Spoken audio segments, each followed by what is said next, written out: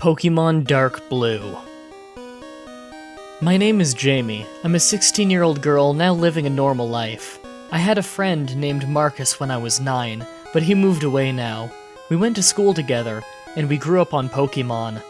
When Blue and Red came out, I immediately rushed and bought it after seeing the trailer for this RPG train and fight game.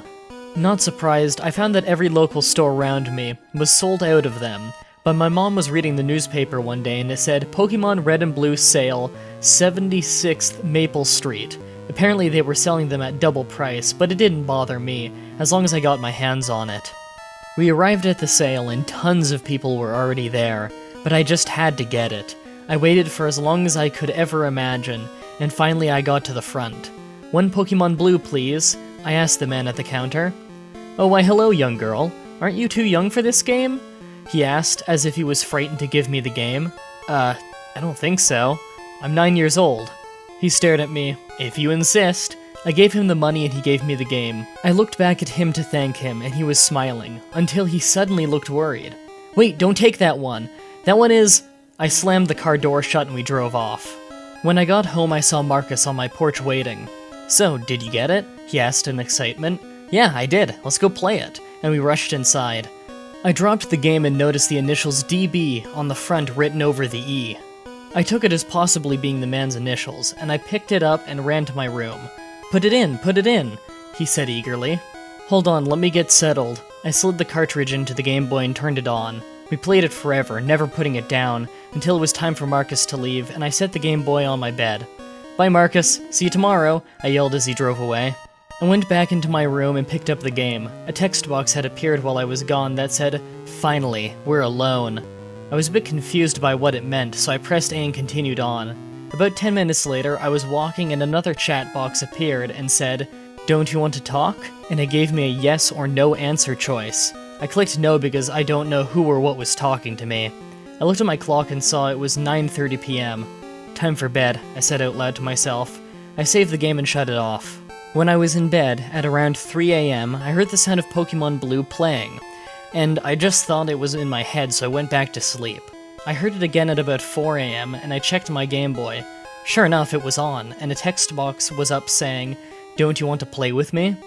It gave me a yes or no answer choice again, and I assumed it was an automated thing that the developers put in the game to draw you back into the game after so long. I clicked no again, as I was trying to sleep. The next morning it was a school day, so I went to school and had a good day. I brought Marcus home with me to play the game. Today no weird chat boxes showed up, and I thought it was just part of the game. "This is such an awesome game," said Marcus. I replied, "I know, right?" Again, it was time for Marcus to leave after hours of playing. I'd only reached the 6th gym. I was about to enter when I saw another text box that said, "Don't ignore me." I was very confused by this. "Maybe this will set you off," it said, and the music stopped. No people were on the streets now, and no one in their homes. The gym? Completely empty too. I started to think this a plot line, and I had to go to a bunch of cities and do quests and stuff, but it wasn't. My Pokémon all fainted. The Pokémon Center was empty, so I couldn't help that. I flew to every city, checking each one. None of them had people. The last city I checked was Lavender Town, hearing rumors about it being scary. But no one there either. I let out a sigh of relief. When I went back to Saffron City, I was terrified. I saw red pixels on the ground, leading to one building, the Pokémon Center. I was terrified to enter, but when I did, I regretted it. I saw Nurse Joy holding something in her hand, I presumed to be a knife, with my Pokémon, all of them, on the ground. Sprites, bloody. She turned around and said, "You ignored me for so long." I stared at the screen.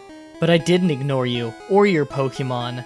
I did so many things for them, healed them, helped you, but in return, you give me nothing but ignorance. Why?" It gave me a "because I," or "I don't know" option. I picked the "I don't know" option, and she said, "Liar, you do know. You don't want to end up like your Pokémon, do you?" Yes or no option came up. I picked no. "Then I suggest you listen to me." I nodded at the screen. "Follow me and see what you've caused."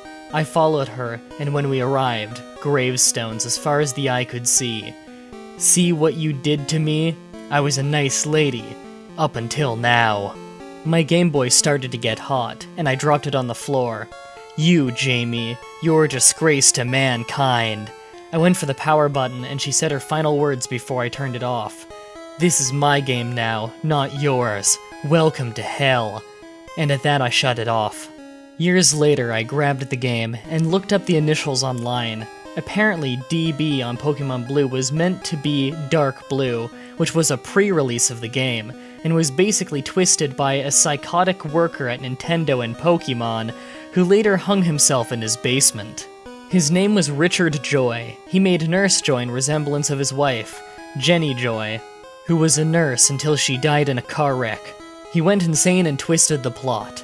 I don't know if this story is true or not, but I sure as heck know the game was.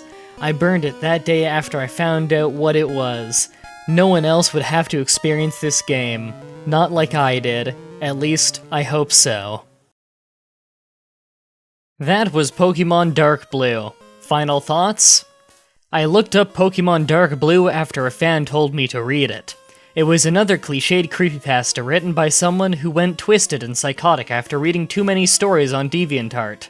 Much like this story, he died in a train wreck. He was really boring and wrote this plot. I know this story wasn't true, but I sure as heck know reading this was. I burned the story that day after I found out what it was. No one would ever have to experience this story, not like I did. At least, I hope so. That's it for this creepypasta. Tune in again next time when we tackle yet another video game creepypasta. If you want to write your own story, help peer edit a story, or even just read the stories early, check out the description where you'll find a link to the creepypasta section of my forum. You'll also find a link to the playlist of every creepypasta reading I've done. If you're interested in keeping up with me on my blog posts, join the Facebook fan page linked below. And if you want to support me and what I do, check out my Patreon page in the description. Remember that if you want to have your story read on the show, you must stay active on your post on the forum, as well as read the forum rules. Thank you all for watching, and until next time, sweet dreams.